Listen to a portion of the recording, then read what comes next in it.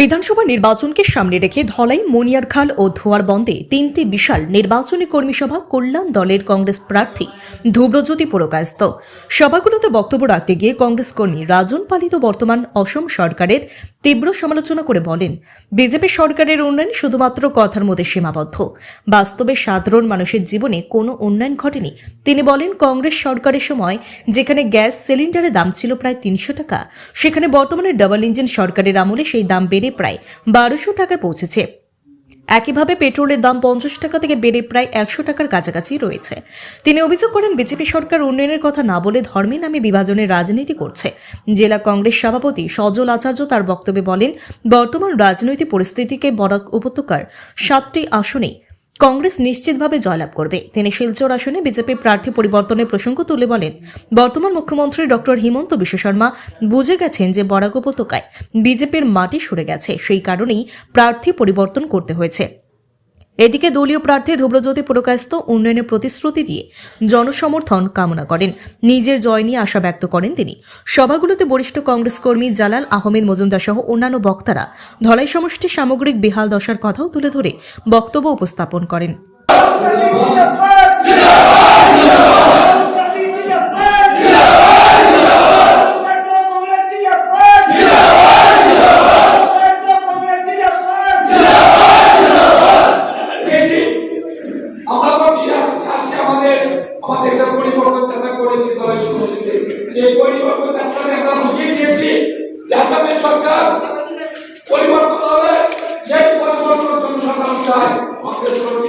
জনসাধারণ রেডি হয়ে আছে ৯ তারিখ ব্যালেটে জবাব দেবে এবং গত ১০ বছর যেভাবে বরাকের প্রতি বৈষম্যবাদ আচরণ করা হয়েছে, মূর্খতা চালিয়েছে, সংখ্যালঘু বাহিনীর উপর নির্যাতন করা হয়েছে, সেই কারণে বলবেন না।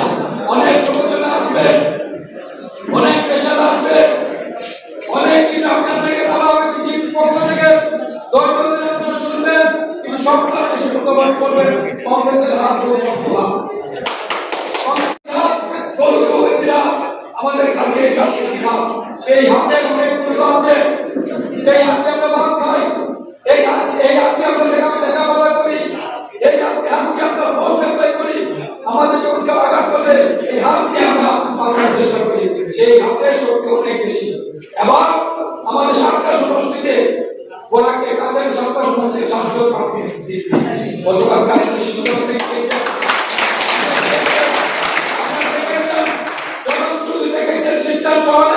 বিজেপি ভয় পেয়ে গেছে, বিজেপি আজকে পার্টি কেন বদলান না হলো আপনারা জিজ্ঞাসা করবেন কমিটি বাবুকে, হেমন্ত বিশ্ব শর্মাকে, এই বিজেপি পার্টি কেন চেঞ্জ করা আছে কিসের জন্য, সেটা বাস্তব আমি পরিকল্পনা করছি।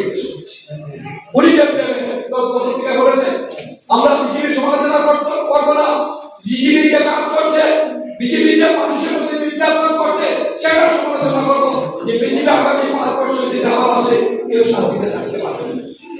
বলেছেন তার যদি বাক্য অনুসারে তার কথা মতো যদি আমরা বলি তো উনি অনুমান করতে পারি আমরা যে উনি বড় বড় রসগোল্লার আশা করেছিলেন। একজন নির্বাচিত নেতা, নির্বাচিত আমাদের ধলাইয়ের বিধায়ক, উনি বলেছেন যে রসগোল্লার কথা, সেটা তো আমরা মিথ্যা বলতে পারি না। পরিমল শুক্লবৈদ্য বলেছেন যে প্রমাণ করে দিলে উনি সাংসদ পদ ছেড়ে দিবেন। উনিও জানেন এটা প্রমাণ করা সম্ভব নয়, অনেক জিনিস আছে যেটা প্রমাণ করা সম্ভব নয়।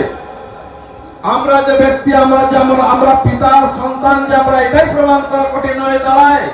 তো উনি যদি গিয়ে বলে থাকেন অমিত শাহর এখানে, যদি মোদীজির এখানে, তাইলে কিভাবে প্রমাণ করে দিবে? তার মাথা বিগড়ে গেছে। আসলে মুখ খোলার তো মানুষ ছিল না, তো কেন এই নিহার বাবুকে চক্রান্ত করে টিকিট থেকে বঞ্চিত করলেন? একবার চিন্তা করুন তো। এইবার যে অমিয় কান্তি দাস মহাশয় হাড়ে হাড়ে ওনাকে বেজ্জত করেছেন, অপমান করেছেন, যিনি অনেক রকম কটু কথা বলেছেন যেটা উচ্চারণ করার মতো নয়। সেই কথা শোনার পরেও যে কথার আগে এই অমিয় দাসকে টিকিট থেকে বঞ্চিত করেছিলেন, আজকে সেই অমিয় দাসকে টিকিট পাইয়ে দেওয়ার জন্য অপমানকে সহ্য করে নিজের আত্মমর্যাদাকে বলিদান দিয়ে উনি ওনার পিছন হয়ে দাঁড়াচ্ছেন।